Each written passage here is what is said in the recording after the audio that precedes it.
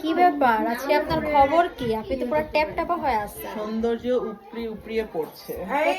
এইটা তো ফর্সা, এটা ফর্সা বানাই দেবে তুমি। আপনার আজকে প্রতিক্রিয়া কি বলেন? ঈদ মোবারক।